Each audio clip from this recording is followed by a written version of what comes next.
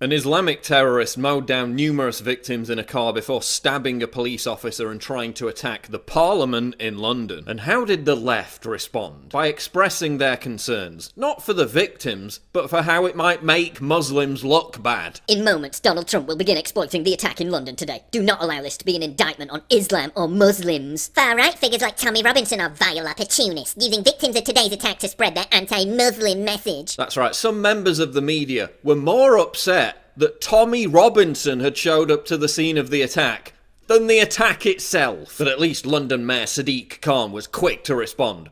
Oh no, that's right, it took him more than 5 hours to appear on camera. Trump's ignorant view of Islam could make both our countries less safe. It risks alienating mainstream Muslims. London has proved him wrong. Yeah, that tweet hasn't aged well, has it? But at least none of them was stupid enough to blame Donald Trump, right? Trump probably has a hand in this. Yeah, okay, but it's important to remember that hashtag not all Muslims are terrorists and that Muslims don't support this. Here's a screenshot from France 24 Arabic's live video feed. Note the smiley faces and the thumbs up. They're saying, quote, God curse the infidels, and quote, that's how the lone wolves of Allah operate. Here's a screenshot from Al Jazeera Live. I'm watching Al Jazeera Live, you wouldn't believe the number of likes. Well done and Allah Akbar. Here's a moderate Muslim perspective. I'm seeing rumblings that what's going on in London is an attack from radical Islam. If so, there was likely good reason for it. But hashtag not all Muslims, right? These cowardly bastards can maim, murder and terrorise all they like, but they'll never win. If by winning you mean changing society, then they are winning, with the full complicity of the left. Canada is currently debating a motion that will effectively criminalise Islamophobia. In other words, criticism of Islam.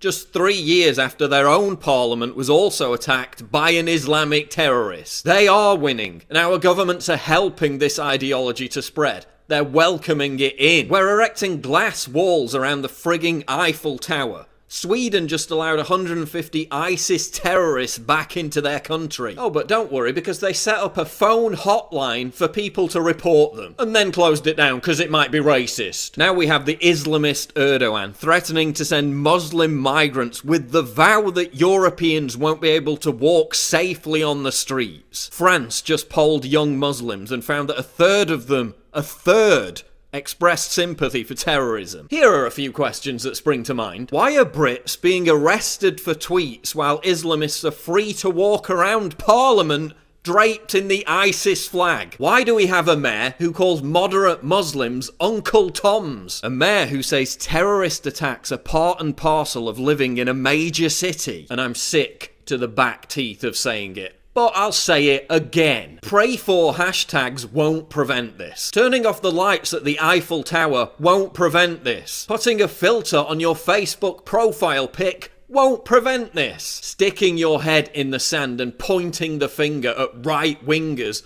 will not prevent this. And whether this terrorist turns out to be homegrown or a migrant or whatever, the belief system is the same, acknowledging that Islam is not a religion of peace and is in serious need of imminent reform, will prevent this. So don't intimidate and attack the Muslim reformists who are trying to make that happen. Not rolling out a red carpet into our country to be exploited by terrorists as they've done over and over again will prevent this. How many more mangled bodies on our streets will it take before that